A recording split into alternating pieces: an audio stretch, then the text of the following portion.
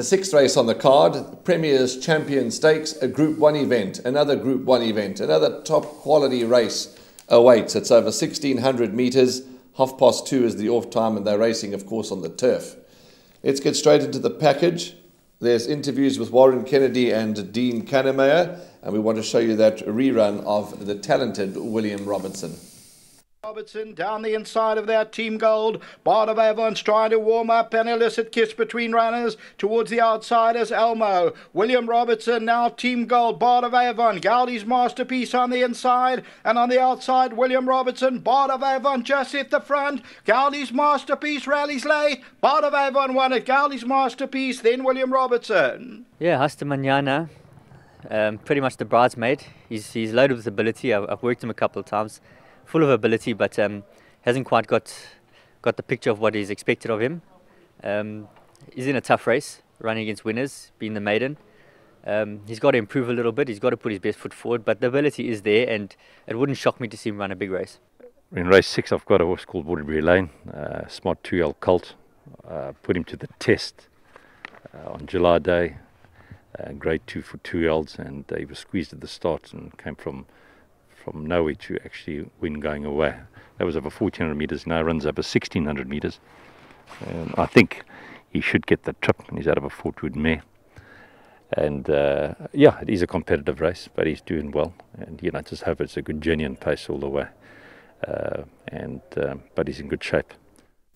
Competitive race it is indeed, and so it should be. Some top quality individuals will line up here. Graham, I'm in the camp of number 4, William Robertson. Ran an absolute cracker to Bard of Avon last time Ryan Munger rides. I have respect for number 8, Anytime Champ. He could be anything. He was well backed on debut and won well. Also number 10, a Waterbury Lane. Dean Kannemeyer's horse really charged home powerfully in that race. But it doesn't end there. I think it's a very tricky race. William Robertson clearly has a chance. I'm not sure whether on pedigree he's going to get the trip. 1,600 metres might be a little beyond him. He's by the speed sire Rafif out of a daughter of Trippy.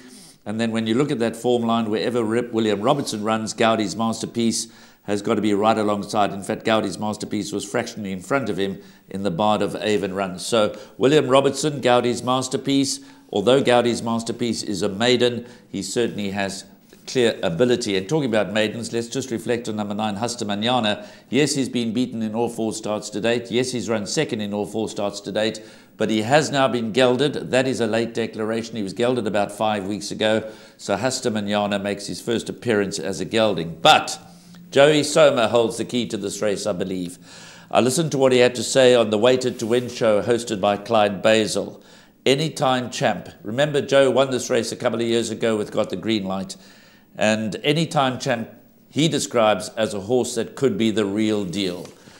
He won very well first time out. Lack of experience, maybe he's undoing. He's only had the 1 start. Obviously, that was up the straight at Turfentine. He goes around the corner now at Hollywood Bets Gravel. So there's always the concern that inexperience may be his downfall. But Anytime Champ, who's at 5-1, is clearly well respected in the market, has plenty of ability. Happy and Glorious, the stable companion, has his first run, or had his first run as a gelding last time out. He was beaten as a colt in his first 3 starts, but he won very well first up as a gelding.